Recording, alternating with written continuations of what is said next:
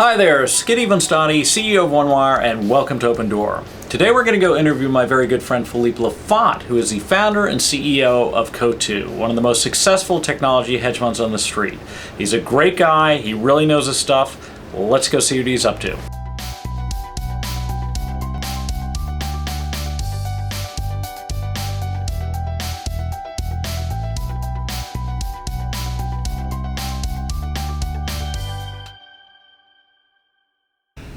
Today I'm here with my good friend Philippe Laffont, who is the CEO of Coatue, which is one of the most successful technology-oriented hedge funds on the street today. And Philippe, you're also a Tiger Cub, I believe, as well. You really know your stuff. You have a math and science background. Take us from your, first of all, why did you decide to go to MIT? And did you think you were going to get into finance? How did you get to where you are today? Yeah. When I was 16, I either did not have the confidence or my parents did not let me go out enough. So I was stuck at home and I developed a love of computers. And that led me to go to MIT. When I was at MIT, I realized that there were a lot of people that were so much smarter than me that I had to find a new way to repurpose my interest in computers.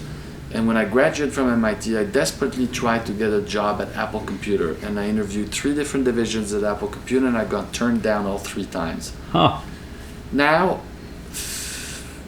20 plus years later, I've sort of built our fund in part thanks to investing in Apple that's done so well. So it just shows how sometimes you do get the things that you want, but maybe through a different door. Again, you have to be a little practical and show a little bit of grind. So it wasn't easy, it wasn't immediate. The engineering world is very interesting intellectually, but it's not where you're going to necessarily find the most not interesting, because the people are very interesting but animated. And it's sort of a culture engineering where a lot of stuff you create on your own, you work late at night. This was just not for me. There are some unbelievable tech investors that also have not studied tech, so I'm not sure whether having studied technology and investing in it, if it helped. Most PhDs would be great investors and thus we would all be put out of business. I think the PhDs are much smarter than us, but investing, I think it's a different set of skills. Okay. From MIT, did you immediately go to Tiger, or what was your After MIT, pattern? I spent some time at McKinsey. And the career advice that I would have for people is you need to do 2 things when you graduate. You need to do them both passionately. You need to do one thing passionately that is the obvious thing that you're supposed to do after you graduate. So if you want to go in business, going to Goldman Sachs or Morgan Stanley or McKinsey is probably an obvious one.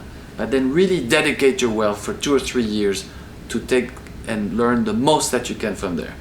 At the same time you do that, in my mind, you need to do one thing completely off the beaten path, but also passionately, because some things come through the regular channels, also some things come through completely different channels. You never know.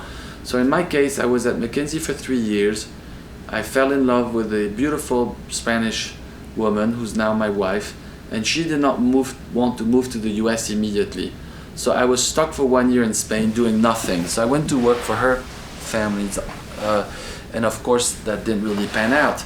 But I had nothing to do because the uncle put me in an office in the basement, and so I got stuck there.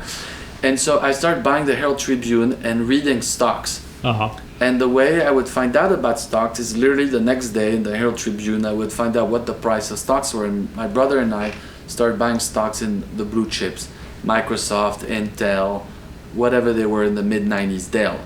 And at that time we just bought companies that we knew, a bit like Peter Lynch said, and we were incredibly lucky that we started a period of time where the market was up 50% every year. So of course our stocks were going up. We confused luck with skill. Sure. But nevertheless, it gave us the passion.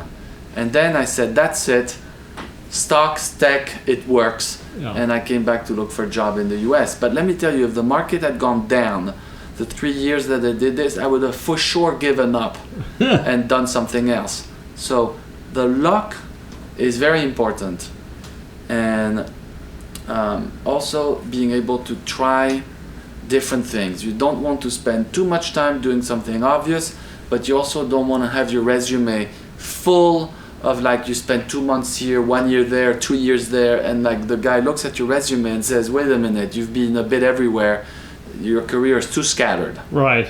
So you need to show the appropriate amount of commitment, but also creativity. I would try to find a way to do a bit of both. Got you. Well, listen, that's hugely helpful. In terms of, you worked at McKinsey, and then when did you get into the hedge fund space? After McKinsey and after my sort of 1 year of bubbling around in Spain, I came back to the US and I looked for a job. And I couldn't find a job because it was hard. I arrived in New York and I knew nobody. And then I got a job at a mutual fund, a very small mutual fund where I worked for free. But while I was there, somehow I went to a conference, met someone, so I sent my resume to Tiger. But since they saw that my resume was MIT, they sent me to the IT department to fix the computers. The IT department said they don't need me. Okay. So the first letter I got said, we have no space for you, but you have a wonderful resume. Thank you. And then by pure luck, through another coincidence, a friend of a friend knew the founder, and I got to meet him for 2 minutes, and he sent me off to some of the analysts, and I got to interview there, and somehow I managed to get a job. Got it. And what was it like meeting with Julian Robertson? The first meeting was very brief, but I went straight to the point. He said, what do you want to do? And I said, I want to work for you. I know about technology, and I want to pick tech names. And I was so direct to what I wanted, I gave him no choice but to sort of, okay, fine, I'll introduce you to the people who are my tech guys. Got you. And I think that when someone opens a door for you, and everyone in life will have a few times doors open, you have to come to that meeting prepared to achieve one thing. For me, I knew I would only speak to him for 60 seconds, so I was like, this is what I want. Yeah. I went straight for it. Because if you're like, hey, great to meet you, yes, tell me more about your company, there's too many ways that he can just brush you out. Got it. And so you ended up going to Tiger, which was obviously one of the best hedge funds out there on the street. And how many years were you there? I was there for 3.5 years. Okay. And enjoyed every minute of it. And he's obviously done so well at Tiger, after Tiger. He's an amazing mentor, an amazing person, and it's one of those, again, most of my business today is in part due to the fact that I'd started working at Tiger before. That's great. No, listen, Julian is a fantastic guy, and he certainly started a number of different firms out there and helped a lot of guys like yourself.